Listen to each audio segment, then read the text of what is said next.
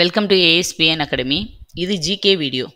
Already ஜிகேயில் நம்மளோட சேனலில் polity lessons, முக்கியமான பாலிட்டி லெசன்ஸ் 6th-லேருந்து 12th வரைக்கும் இருக்கிற எல்லா இம்பார்ட்டன்ட் பாலிட்டி லெசனையும் இதே மாதிரி ஹேண்ட் ரிட்டன் நோட்ஸோடு உங்களுக்கு நான் எக்ஸ்பிளைன் பண்ணி வீடியோ போட்டிருக்கோம் தனித்தனியாக.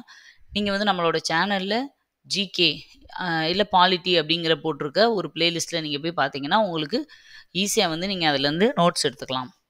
ஏன் இந்த மாதிரி ஹேண்ட் ரிட்டன் நோட்ஸோடு நடத்துகிறோம் அப்படின்னா, இப்போ பாலிட்டியில் நீங்கள் எடுத்துக்கிட்டிங்கன்னா உங்களுக்கு பக்கம் பக்கமாக இருக்கும், ஒரு 50 பக்கம் அந்த மாதிரி இருக்கும் 11th 12thலாம்.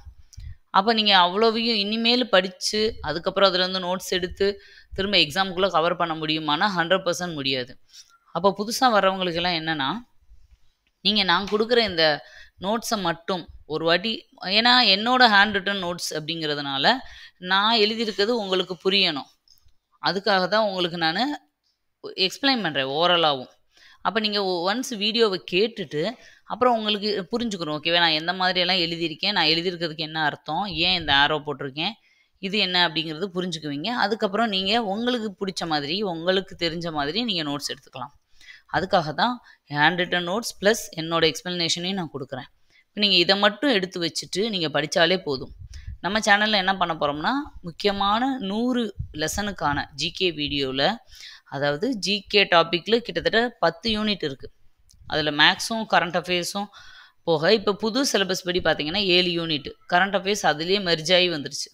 இப்போ மேக்ஸை தவிர பார்த்தோம்னா இருக்கிற மற்ற எல்லா டாப்பிக்லேயும் இருந்தும் மொத்தம் 100 லெசனை மட்டும் செலக்ட் பண்ணி, ரொம்ப ரொம்ப ரொம்ப முக்கியமான 100 லெசன்ஸ், ரிப்பீட்டடாக கொஷின் கேட்குற 100 லெசன்ஸ் மட்டும் செலக்ட் பண்ணி உங்களுக்கு ஹேண்ட் ரிட்டன் நோட்ஸாக நாங்கள் கொடுத்துட்ருக்கோம். அப்போ நீங்கள் இந்த 100 லெசன் மட்டும் படித்தா போதுமானா தாராளமாக போதும். ஏன்னா நம்ம 75க்கு above 60 எடுத்துட்டோம்னா போதும். மேக்ஸ்லேயும் தமிழ்லேயும் நம்ம மேக்ஸிமம் மார்க் நம்ம எடுக்கிறதுனால இதில் இவ்வளோ ஃபோக்கஸ் பண்ணாலே நம்ம ஈஸியாக வந்து கட் ஆஃப் கிளியர் பண்ண முடியும். இனிமேல் இருக்கிற 6 மாதத்தில் படிக்கிறதுக்கு இதுதான் பெஸ்ட்டு ஐடியா. அந்த வகையில் பாலிட்டி முடிச்சுட்டு இப்போ நம்ம ஹிஸ்ட்ரி போயிட்டுருக்கோம். ஹிஸ்ட்ரியில் ஃபஸ்ட்டு எடுக்கிற டாப்பிக்கே முகலாயர்கள் தான். முகலாயர்கள் லெசன்லேருந்து 2லேருந்து 3 கொஷின் எப்பயுமே இருக்கும். முகலாயர் வந்து பாடத்தில் சின்ன கிளாஸ்லேருந்து பெரிய கிளாஸ் வரைக்கும் நிறைய உங்களுக்கு கன்ஃபியூஸ் பண்ணி கொடுத்துருப்பாங்க. அதாவது நிறைய பாயிண்ட்ஸ் இருக்கும், இங்கே கொஞ்சம் இருக்கும், அங்கே கொஞ்சம் இருக்கும். நான் வந்து உங்களுக்கு எப்படி கொடுக்குறேன்னா, பாபரை பற்றி உங்களுக்கு என்ன தெரியணும், அடுத்து ஹுமாயூனை பற்றி என்ன தெரியணும், ஷெர்ஷாவை பற்றி என்ன தெரியணும், ஒவ்வொருத்தர் பேர் வாரியாக நான் உங்களுக்கு கொடுத்துட்றேன். ஜஹாங்கீர் அவருக்கு அப்படின்னு தான் ஒவ்வொரு வீடியோ, ஒவ்வொருத்தருக்கும் ஒரு வீடியோ தனியாக நம்ம அதில் பிளேலிஸ்ட்டில் இருக்குது. நீங்கள் அதை பார்த்துக்க வேண்டியதான். பாபர்னா இவ்வளோ தான், பாயிண்ட்ஸை நோட் பண்ணிக்கோங்க, அதை மட்டும் மனப்பாடம் பண்ணிக்கோங்க. இந்த மாதிரி படிக்கும்போது ஈஸியாகவும் இருக்கும், உங்களுக்கு ரிவிஷன் அப்போ ரொம்ப வந்து ஷார்ட்டாக வந்து முடிச்சுட்டு போகிறதுக்கு ரொம்ப ஹெல்ப்ஃபுல்லாக இருக்கும். இப்போ அந்த வகையில் முகலாயரில் நம்ம பார்க்க போகிறது டாபிக் வந்து ஜஹாங்கீர். ஆல்ரெடி நம்ம பாபர், ஹுமாயூன், ஷெர்ஷா, அக்பர் எல்லாமே பார்த்துட்டோம். இப்போ நம்ம பார்க்க போகிறது வந்து ஜஹாங்கீர். இவர் யாருன்னா அக்பரின் மகன், அக்பரோட பையன்தான் இந்த ஜஹாங்கீர், அக்பரின் மகன். இவர் மொத்தம் 22 வருஷம் ஆட்சி பண்ணியிருக்காரு. அக்பர் வந்து 50 வருஷம் ஆட்சி பண்ணாருன்னு நம்ம படிச்சிருக்கோம் இல்லையா. இது வந்து 25 வருஷம் இவர் ஆட்சி பண்ணியிருக்காரு. இதுக்கு முன்னாடி வீடியோஸ் பார்க்காதவங்க அதை பார்த்துட்டு இதை வந்து பாருங்கப்பா, அப்போ தான் கண்டினியூட்டி புரியும். வரிசையாக தான் நீங்கள் இதை வந்து படிக்கணும். பாருங்கள், ஜஹாங்கீர் அப்படிங்கிற பேருக்கு என்ன அர்த்தம் அப்படின்னா, உலகை கைப்பற்றியவர் அப்படின்னு அர்த்தம். ஜஹாங்கீர் பேருக்கு உலகை கைப்பற்றியவர் அப்படின்னு அர்த்தம்.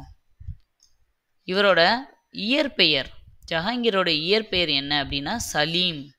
சலீமுங்கிறது தான் இயற்பெயர். அதை நூருதீன் ஜஹாங்கீர் அப்படின்னு மாற்றிக்கிட்டாங்க. அப்போ சலீம் என்னும் இயற்பெயர் கொண்டவர் யார் அப்படின்னு கூட கொஷின் கேட்டிருக்காங்க. அது வந்து ஜஹாங்கீர். அடுத்தது, இந்த ஜஹாங்கீருக்கு 2 பையன். ஒருத்தர் வந்து மூத்த பையன் குஷ்ரு, 2வது பையன் குர்ரம். ஓகேவா, குஷ்ரு, குர்ரம், இந்த 2 பேர் தான். இந்த 2 பேருக்குமே ஆனால் அவங்க அப்பாவை வந்து அவ்வளோவா பிடிக்காது. பாருங்கள், மூத்த பையன் குஷ்ருவே அவங்க அப்பாவை எதிர்த்து கலகம் பண்ணிகிட்டே இருப்பார் அடிக்கடி. அப்போ இந்த குஷ்ருவுக்கு யார் ஹெல்ப்பாக இருப்பாங்கன்னா, சப்போர்ட்டாக இருப்பாங்கன்னா, சீக்கிய குருக்கள் இருப்பாங்க அந்த காலத்தில். அதில் 5வது சீக்கிய குருவான அர்ஜுன் தேவ் அப்படிங்கிறவர் வந்து இந்த குஷ்ருவுக்கு ரொம்ப சப்போர்ட்டு. அப்போ இவரோட சப்போர்ட் இருக்கிறதுனால என்ன பண்ணுவார்னா, இவர் ஜஹாங்கீரோட பையன் குஷ்ரு நிறைய ஆளுகளை வந்து திரட்டிக்கிட்டு ராஜாவுக்கு எதிராகவே கலகம் பண்ண ஆரம்பிப்பார். அப்போ ராஜா என்ன பண்ணுவார்னா, குஷ்ருவை கைது செய்து கண்களை பறித்தார். பையனவே அரெஸ்ட் பண்ணி கண்ணை வந்து பறிச்சிருவார். ஏன்னா உயிர் எடுக்க முடியாது இல்லையா பையன் அப்படிங்கிறதுக்காக கண்ணை பறிச்சுட்டு அர்ஜுன் தேவை வந்து கொன்னுருவார். பாருங்க, சீக்கிய குரு அர்ஜுன் தேவை வந்து கொன்னுட்டார். ஓகேவா? அப்போ ஏன்னா சப்போர்ட் யாரும் இல்லை, இனிமேல் வந்து அவர் பிரச்சனை பண்ணுறதுக்கு வாய்ப்பு இல்லை. அதுக்காக அடுத்தது, வங்காளத்தில் தனக்கு எதிராக கலகம் செய்த உஸ்மான் கான் என்னும் ஆப்கானியரை பணியச் செய்தார். ஓகேவா? உஸ்மான் கானை பணிய செய்தவர் யார் அப்படி கூட கொஸ்டின் வரும். அது இவர் தான், ராணா உதய் சிங் அவரோட பேரன். நம்ம ஏற்கனவே படிச்சிருக்கோம்ல, அக்பர் கூட ஹால்டிகாட் போர்லாம் சண்டை போடும். அந்த ராணா அவங்களோட ஜென்ரேஷன் அடுத்தடுத்து முகலாயர்கள் கூட சண்டை போட்டுக்கிட்டே இருப்பாங்க. அந்த ராணா உதய் சிங்கோட பேரன் தான் ராணா அமர் சிங். அவர் கூட இவரோட ரெண்டாவது பையன் ஜஹாங்கீரோட ரெண்டாவது பையன் யாருன்னு பார்த்தோம், குர்ரம். அவர் வந்து ஒப்பந்தம் போட்டுக்குவார். ஒப்பந்தம்னா நல்ல அமைதி ஒப்பந்தம் தான். ஓகேவா? இனிமேல் நம்ம வந்து பரம்பரையாக சண்டை போட வேண்டாம் அப்படின்ற மாதிரி குர்ரம். இந்த குர்ரம் தான் வந்து பின்னாடி நம்ம அடுத்து படிப்போம், ஷாஜஹான். ஓகேவா? குர்ரம் வந்து இயற்பெயர் அவருக்கு. அடுத்தது 1608 மாலிக் ஆம்பூர் அப்படிங்கிற ஒரு தக்கான அரசர் வந்து அவர் ஆட்சி பண்ணிக்கிருந்த பகுதி எதுனா அகமது நகர். இந்த அகமது நகரை வந்து சுதந்திர அரசாக அறிவிச்சிருவார். இவங்க அந்த காலத்துலலாம் ஒரு பெரிய அரசு கீழே சின்ன சின்ன சிற்றரசுகள் இருப்பாங்க இல்லையா, டைம் கிடைக்கும்போது இவங்களோட கை ஓங்கும்போது என்ன பண்ணிடுவாங்கன்னா சுதந்திர அரசாக அறிவிப்பாங்க, தைரியமாக முடிவெடுப்பாங்க. அந்த மாதிரி அகமது நகர் வந்து ஜஹாங்கீர் பீரியட்ல இருந்து பிரிஞ்சு சுதந்திர அரசாக மாறுச்சு. ஓகேவா? அடுத்தது, இந்த மாலிகாம்பூர் 14 மாதம் முயற்சி பண்ணி தான் இந்த காக்ரா கோட்டையெல்லாம் கைப்பற்றி அவர் சுதந்திர அரசாக மாற்றுறாரு. அடுத்தது, சாபர்ஜ் என்னும் நீதி சங்கிலி முறையை உருவாக்கினார். ஜஹாங்கீர் காலத்தில் இந்த நீதி சங்கிலி யாருக்காவது ஏதாவது பிரச்சனைனா வந்து சங்கிலியை அப்படி அடிக்கலாம்னு சொல்லுவாங்க இல்லையா, மன்நீதி சோழன் காலத்தில் இருந்துச்சுல, அந்த மாதிரி நீதி சங்கிலி முறை இருந்துச்சு. அதுக்கப்புறம் இங்கே பாருங்க, சுயசரிதை நூல் இருக்கும். ஜஹாங்கீரோட சுயசரிதை நூல் இருக்கும். ஏற்கனவே நம்ம பாபரோட சுயசரிதை நூல் பார்த்துருப்போம், துசுக்கி பாபரி அப்படின்னு பார்த்துருப்போம். ஓகேவா? பாபரின் நினைவுகள் அப்படின்னு சொல்லி. அதே மாதிரி துசுக்கி ஜஹாங்கீரி அப்படின்னா ஜஹாங்கீரோட சுயசரிதை. அதிலே பேர் வந்துடும், அதனால் நீங்கள் அதில் வந்து கன்ஃபியூஸ் ஆக வேண்டிய அவசியம் இல்லை. அதில் சொல்லியிருக்க விஷயம்தான் நம்மளுக்கு வந்து மாற்றி சொல்ல வாய்ப்பு இருக்குது, நம்ம வந்து கன்ஃபியூஸ் பண்ணிடுவோம். அதாவது என்னென்னா, அதில் எப்படி சொல்லியிருப்பாருங்கன்னா, பாபர் வந்து இந்தியா தங்கம் வெள்ளியெல்லாம் நிறைந்த நாடு, இந்தியாவில் உழைப்பாளர்கள் அதிகம் இருக்காங்க அப்படின்னு மென்ஷன் பண்ணியிருப்பார். ஆனால் இங்கே என்னென்னா, இந்த துசுக்கி ஜஹாங்கீரி அப்படிங்கிற சுயசரிதையில் இவரை பற்றி சொல்லியிருக்கு, ஜஹாங்கீரை பற்றி. ஜஹாங்கீர் வந்து ஒரு பறவையியல் ஆராய்ச்சியாளர். இந்த ஆர்னித்தாலஜி அப்படின்னு சொல்லுவோம் இல்லையா, அந்த பறவையியல் சம்மந்தப்பட்ட ஆராய்ச்சியெல்லாம் செய்கிறதுல அவர் வந்து இன்ட்ரெஸ்ட் இருந்தவர். அப்புறம் தோட்டக்கலையில் ஆர்வம், அந்த தோட்டங்கள்லாம் வளர்க்குறது, செடிகள் வளர்க்குறது எல்லாம் இவருக்கு ஆர்வம் மிகுதி அப்படிங்கிறத வந்து இந்த சுயசரிதையில் சொல்லப்பட்டிருக்கு அப்படின்னு சொல்கிறாங்க. அப்புறம் 1595 காந்தகாரை பாரசீகத்திடம் இருந்து அக்பர் கைப்பற்றினார். ஓகேவா? காந்தகார் அப்படிங்கிற பகுதி ஃபேமஸான பகுதி. இதை பாரசீக மன்னர்கள்ட்டேருந்து அக்பர் கைப்பற்றினார். அவர்கிட்ட இருந்து ஷா அப்பாஸ் அப்படிங்கிற திரும்ப ஒரு பாரசீக அரசர் வந்து கைப்பற்றிடுவார். அதை வந்து ஜஹாங்கீர் திரும்ப அதை பிடிக்கணும்னு ஆசைப்படுவார். ஆனால் அதை பண்ண விடாமல் இந்த குர்ரம் கிளர்ச்சி பண்ணிக்கிட்டே இருப்பார். ஜஹாங்கீரோட பீரியடில் ரொம்ப முக்கியமான ஒரு விஷயம் என்ன அப்படின்னா, அடிக்கடி கொஷினில் இது வரும்ப்பா. ஜஹாங்கீர் அப்படின்னு எடுத்துக்கிட்டாலே அவரை பற்றி கேட்குற கொஷினே இதுவாக தான் இருக்கும். என்ன அப்படின்னா, அவரோட பீரியடில் தான் முதல்ல ஆங்கிலேய இந்த இருக்காங்க இல்லையா, அவங்க வணிகம் பண்ணுறதுக்காக நம்ம நாட்டுக்குள்ளே நுழைஞ்சிருப்பாங்க. அதுதான் முக்கியமான ஒரு இது. பாருங்கள், வில்லியம் ஹாக்கின்ஸ் அப்படிங்கிற ஒருத்தர் முதல்ல வந்து கேட்பார். 1608 ஜஹாங்கீர் கிட்ட வந்து இந்த மாதிரி நாங்கள் வந்து வணிகம் பண்ணணும், குடியேற்றம்க்கு வந்து நாங்கள் இங்கே அமைக்கணும் அப்படின்னு சொல்லி கேட்பார். அப்போ வந்து அவர் அலோவ் பண்ண மாட்டார். ஃபஸ்ட்டு வந்தவர் யாருன்னு கேட்டால் வில்லியம் ஹாக்கின்ஸ் அப்படின்னு சொல்லணும். ஆனால் அவர் பெர்மிஷன் கொடுத்தது யாருக்குன்னா, ரெண்டாவது வந்த ஒருத்தருக்கு தான், சர் தாமஸ் ரோ அப்படிங்கிறவர் தான் ரெண்டாவது. பாருங்கள், 2 ஆங்கிலேயர் வந்தனர். ஜஹாங்கீர் பீரியடில் 2 பேர் வந்திருப்பாங்க. ஃபஸ்ட்டு 1608 வந்த வில்லியம் ஹாக்கின்ஸுக்கு முடியாதுன்னு சொல்லி அனுப்பிடுவார். ரெண்டாவது யார் அனுப்பி வைப்பாங்கன்னா, முதலாம் ஜேம்ஸ், இங்கிலாந்து அரசரான முதலாம் ஜேம்ஸ் அப்படிங்கிறவர் தான் இந்த சர் தாமஸ் ரோவை அனுப்பி வைப்பார். இது எந்த வருஷம்னா 1615லிருந்து 16 வரைக்கும். இந்த பீரியட்ல வந்தவர் தான் இவரு. இவருக்கு ஜஹாங்கீர் வந்து பெர்மிஷன் குடுத்துருவாரு. முதலா அவங்க எங்க பண்றாங்க? வணிக குடியேற்றத்த சூரத்துல அமைக்கிறாங்க. ஏன்னா சூரத்து தான் வைர நகரம் அப்படின்னு இன்னொரு பேர் இருக்கு. நம்மளோட சேனல்ல ஒவ்வொரு ஊருக்கும் சிறப்பு பெயர்கள் இருக்கு. ஓகேவா? அது எல்லாமே ஒரு வீடியோவா தனியா கிட்டத்தட்ட ஒரு 40, 50 ஊர்களுக்கு ஆல் ஓவர் இந்தியால 50 ஊர்களுக்கான சிறப்பு பெயர்கள தனி ஒரு கூடுதல் குறிப்புகள், தமிழ் கூடுதல் குறிப்புகள்ன்றதுல போய் பார்த்தீங்கன்னா குடுத்துருப்பாங்க. அதுல எல்லாமே சேர்த்து குடுத்துருக்கேன் நானு. நீங்க அதுலேருந்து நோட்ஸ் எடுத்து வச்சுக்கோங்க. அந்த கண்டிப்பா ஒரு கொஸ்டினாவது அதுலேருந்து வரும். அதுல இத நான் மென்ஷன் பண்ணியிருப்பேன். சூரத் அப்படிங்கிறது வந்து வைர நகரம். அந்த இதில வந்து அங்க செழிப்பா இருந்ததுனால, அங்க ஃபர்ஸ்ட்டு குடியேற்றத்த ஏற்படுத்துறாங்க. இந்த பாயிண்ட் தான். இந்த பாயிண்ட் வந்து கொஸ்டின்ஸ் வந்துட்டே இருக்கும். அடுத்தது, கலை, ஓவியம், தோட்டம் இது எல்லாத்துலயுமே ஆர்வம் செலுத்தினவர் தான் ஜஹாங்கீர். இவரோட மனைவி வந்து மெஹருநிசா. அவங்க யாருன்னா நூர்ஜஹான். நம்ம எல்லாருக்கும் நூர்ஜஹான் அப்படிங்கிற பேர் தான் தெரியும். ஆனா உண்மையான அவங்களோட இயற்பெயர் வந்து மெஹருநிசா. எப்போ கல்யாணம் பண்ணுறாரு? 1611 கல்யாணம் பண்ணுறாரு. இந்த நூர்ஜஹான் அப்படிங்கிற பேருக்கு உலகின் ஒளி அப்படிங்கிறது மீனிங். அது இவராக விருப்பப்பட்டு வச்ச பேர். இவர் வந்து என்ன பண்ணுறாரு? இந்த ஒரு குறிப்பிட்ட வயசில் வந்து ஜஹாங்கீருக்கு வந்து உடம்பு சரியில்லாமல் ஆட்சியை வந்து பண்ண முடியாமல் கொஞ்சம் இதாயிருவார். ஓகேவா? உடம்பு சரியில்லாமல் பெட் ரெஸ்ட் மாதிரி ஆயிடுவார். அதுக்கப்புறம் அவரோட அதிகாரத்தை வந்து இந்த மெஹருநிசா இருக்காங்க இல்லையா, இவங்க கையில் எடுத்துருவாங்க. அதாவது நூர்ஜஹான் வந்து ஆட்சியை வந்து மெயின்டைன் பண்ண ஆரம்பிச்சிருவாங்க. இந்த நூர்ஜஹான் வந்து அவங்க தனியாக பண்ணாங்களான்னா அப்படி கிடையாது. ஜண்டா அப்படிங்கிற ஒரு குழு, அந்த காலத்தில் நிறைய இருப்பாங்க. அவர் எப்படி குஷ்ரு வந்து சீக்கியர்களோட சப்போர்ட்டில் பண்ணார், அது மாதிரி இவங்க வந்து ஜண்டா அப்படிங்கிற ஒரு குழுவோட ஆதரவோட மொத்த ஆட்சியுமே இவங்க நடத்த ஆரம்பிச்சிருவாங்க. இவங்க வந்து சாதாரணம் கிடையாது, நல்ல ராஜதந்திரி தான் இந்த நூர்ஜஹான். ஓகேவா? அப்போ என்ன ஆயிரும்னா, குர்ரம் 2வது பையன் இருக்கார்ல ஷாஜஹான், அவருக்கு இவங்க பண்ணுறது வந்து பிடிக்காது. பிடிக்காம என்ன பண்ணுவார்னா, அவங்கள எதிர்த்து சொந்த அம்மாவா அப்படின்னா இல்லை, அதுக்கப்புறம் கல்யாணம் பண்ணவங்க தான் இவங்க சித்தி. குர்ரமுக்கு வந்து சித்தி இவங்க. அப்போ இவங்களுக்கு வந்து கொஞ்சம் பிடிக்காது. குர்ரம் ஷாஜஹான் வந்து எதுக்க ஆரம்பிப்பார். ஜஹாங்கீர் கிட்ட விசுவாசமான தளபதியாக இருப்பவர் தான் மஹபத் கான் அப்படிங்கிற ஒருத்தர். இந்த மஹபத் கான் என்ன பண்ணுவார்னா, இந்த நூர்ஜஹான் பேச்சை கேட்டுட்டு இவங்க இந்த நூர்ஜஹான் எவ்வளோ ராஜதந்திரின்றதை தெரிஞ்சுக்கோங்க இதுலேருந்து. ஃபஸ்ட்டு இந்த ஜஹாங்கீர் கிட்ட விசுவாசமான தளபதியாக இருந்தவரை நூர்ஜஹான் என்ன பண்ணுவாங்கன்னா, இந்த குர்ரம் தான் நம்மளை வந்து இப்படி கிளர்ச்சி பண்ணி பிரச்சனை பண்ணுறாரு, நீங்கள் அவரை வந்து அடித்து விரட்டிடுங்கன்னு சொல்லிடுவார். உடனே மஹபத் கான் வந்து குர்ரம்மை தக்காணத்துக்கு அடித்து விரட்டிடுவாங்க. ஓகேவா? ஷாஜஹானை தான் சொல்கிறேன். ஆனால் அதுக்கப்புறம் இந்த நூர்ஜஹான் என்ன பண்ணுவாங்கன்னா, மஹபத் கானவே அதே மாதிரி தக்காணத்துக்கு அடித்து விரட்டி விட்டுருவாங்க.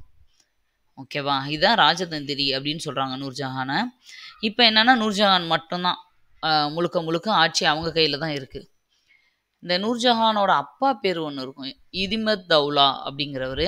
அவரை பற்றி நீங்கள் இதில் தெரிஞ்சுக்க வேண்டிய அவசியம் இல்லை, பட் அவர் பேர் தெரிஞ்சுக்கோங்க, ஏன்னா அவரும் ஒரு முக்கியமானவர் தான். இதிமத் தௌலா அப்படிங்கிற பேர். ஏன்னா அவருக்கு வந்து கல்லறையெல்லாம் கட்டியிருப்பார் ஜஹாங்கீர். இப்போ பாருங்கள், நூர்ஜஹானும் மஹபத் கானும் விரட்டிட்டாங்களா, அவங்க தனியாக இருக்காங்க. இப்போ அவங்களுக்கும் வயசாகிட்டுருக்கு. இப்போ ஒரு கட்டத்தில் என்ன ஆயிரும்னா, ஜஹாங்கீர் இறந்து போயிடுவார். 1627 தான் ஜஹாங்கீர் இறக்குறார்.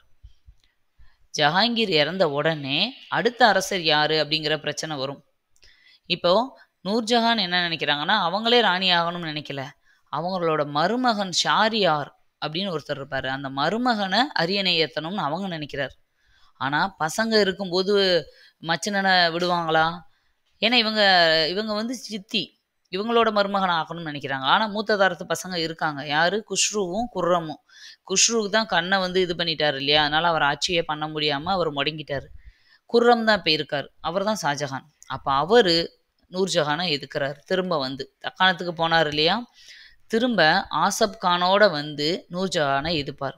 இதில் நல்லா பாருங்கள், இது ரொம்ப இன்ட்ரெஸ்டிங்காக இருக்கும். நம்ம எல்லாரோட லைஃப்லையும் ரிலேட் பண்ணிக்கலாம். எல்லார் ஃபேமிலிலையும் நடக்கிற மாதிரி விஷயந்தான் அந்த காலத்துலேருந்தே நடந்துகிட்ருக்கு.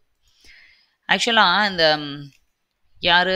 ஷாஜஹான் வந்து ஆசப் கானோட சேர்ந்துக்கிட்டு நூர்ஜஹானை எதிர்ப்பார். அந்த ஆசப் கான் வேறு யாரும் இல்லை, நூர்ஜஹானோட அண்ணன் தான். நூர்ஜஹானோட அண்ணன் ஏன் ஷாஜஹானுக்கு சப்போர்ட் பண்ணுறாரு அப்படின்னா, அவரோட பொண்ணை தான் ஷாஜஹானுக்கு கல்யாணம் பண்ணி கொடுத்துருக்காரு. புரியுதா உங்களுக்கு? இங்கே பாருங்கள், ஆசப் கான் இதில் ரொம்ப முக்கியமானவர். நம்ம ஏற்கனவே ஒன்று ஆசம் கான் அப்படின்னு ஒன்று பார்த்துருப்போம். யார்? அக்பரோட வளர்ப்பு தாய் மகமங்காவோட பையன் ஆசம் கான் அப்படின்னு ஒன்று பார்த்துருப்போம். இது ஆசப் கான், ஏன் வச்சுக்கோங்க. இந்த ஆசப் கான் யார்? நூர்ஜஹானுக்கு சகோதரர், குர்ரத்துக்கு மாமனார். ஓகேவா? அவரோட தான் வந்து இவங்க பொண்ணை வந்து கட்டி கொடுத்துருக்காரு. அதனால் இந்த இவர் என்ன பண்ணுறாரு, அவங்க எப்படி அவங்க மருமகனை ராஜாவாக்கணும்னு நினைக்கிறாங்களோ அதே மாதிரி இவர் அவரோட மருமகனை ஆக்கணும். ஏன்னா இவர் வந்து சொல்கிறாரு, என் மருமகன் தான் வாரிசு, உண்மையிலே ஜஹாங்கீரோட வாரிசு, அப்போ அவர் தான் வரணும்னு இவர் சப்போர்ட் பண்ணுறாரு.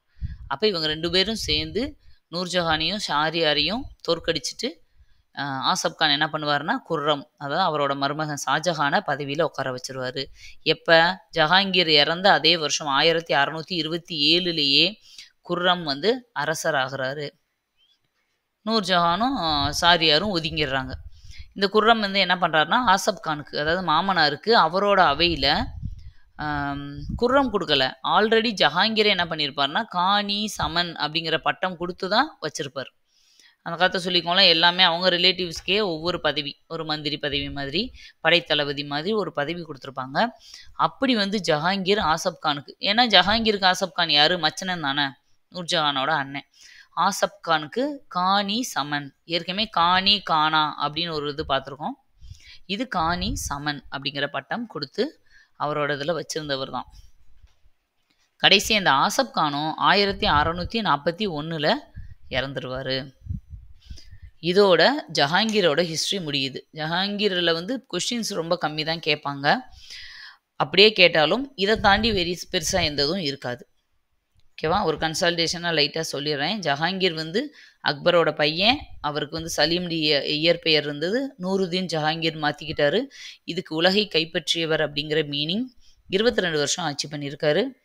இவருக்கு குஷ்ருங்கிற மூத்த பையனும் குர்ரம் அப்படிங்கிற 2வது பையனும் இருந்தாங்க. குஷ்ரு வந்து 5வது சீக்கிய குரு அர்ஜுன் தேவ் கூட சேர்ந்துக்கிட்டு கலகம் பண்ணதுனால அவரை கண்ணை வந்து கெடுத்துட்டு சீக்கிய குரு அர்ஜுன் தேவையும் கொன்னுடுறாரு. இவர் காலத்தில் அகமது நகர் சுதந்திர அரசாகுது. இவரோட பையன் வந்து குர்ரம் உதய் சிங்கோட பேரன் ராணா அமர் சிங்கோட ஒப்பந்தம் போட்டுக்கிறாரு. அகமது நகர் காந்தகாரை கைப்பற்றணும் அப்படிங்கிறது ஜஹாங்கீரோட ரொம்ப நாள் ஆசை. அப்புறம் சாபர்ஸ் அப்படிங்கிற நீதி சங்கிலி முறை இருந்தது. துசுக்கி ஜஹாங்கீரிங்கிற சுயசரிதையில் இவர் ஒரு பறவையியல் வல்லுனர், தோட்டக்கலையில் ஆர்வம் உள்ளவர்னு சொல்லுது. அப்புறம் இவர் காலத்தில் தான் 2 ஆங்கிலேயர் இந்தியாவுக்குள்ளே வந்தாங்க. வில்லியம் ஹாக்கின்ஸ் 1608 ஃபஸ்ட்டு அவர் அனுமதி கொடுக்கல. சர் தாமஸ் ரோ 1ஆம் ஜேம்ஸ் இங்கிலாந்து அரசரால் அனுப்பப்பட்டவர். 1615 இவருக்கு பெர்மிஷன் கொடுக்குறாரு. சூரத்தில் அவங்க வணிக குடியேற்றத்தை அமைக்கிறாங்க. கலை ஓவியத்தில் சிறந்தவர். மனைவி மெஹருநிஷா கைக்கு வந்து இவருக்கு உடம்பு சரியில்லாததுக்கப்புறம் ஆட்சி மாறுது. அவங்கள எப்போ கல்யாணம் பண்ணாங்கன்னா 1611 தான். உலகின் ஒளிங்கிறது அவங்க பேர். இவங்க பெரிய ராஜதந்திரி. ஜண்டாங்கிற குழு கூட சேர்ந்துக்கிட்டு ஆட்சி பண்ணுறாங்க. குர்ரம் வந்து கிளர்ச்சி பண்ணுறாரு. மஹபத் கானும் நூர்ஜஹானும் சேர்ந்து குர்ரமை விரட்டுறாங்க. கடைசியில் நூர்ஜஹான் மஹபத் கானையே விரட்டிடுறாங்க. இப்போ ஒரு பக்கம் நூர்ஜஹானும் அவங்க மருமகன் ஷாரியார், இன்னொரு பக்கம் நூர்ஜஹானோட அண்ணன் ஆசப் கான் அவரோட மருமகன் குர்ரம், 2 பேரும் சண்டை போடும்போது இவங்க தான் ஜெயிக்கிறாங்க. ஆசப் கானும் குர்ரமும். அவர் கைக்கு பதவி போகுது. அவங்க அப்பா 1627 இறந்த உடனே ஷாஜஹான் பதவியில் உட்கார்றாரு. ஆசப் கானும் 41 இறந்து போயிடுறாரு. இவ்வளோதான்ப்பா. அடுத்து நம்ம பார்க்குறது வந்து ஷாஜஹான். அதை வந்து அடுத்த வீடியோவில் உங்களுக்கு சொல்கிறேன். இந்த அளவுக்கு வந்து நீங்கள் டீட்டெயிலாக நோட்ஸ் எடுத்து வச்சுட்டு தெளிவாக படித்தா போதும். ஓகே, அடுத்த வீடியோவில் திரும்ப மீட் பண்ணுறேன். தேங்க்யூ.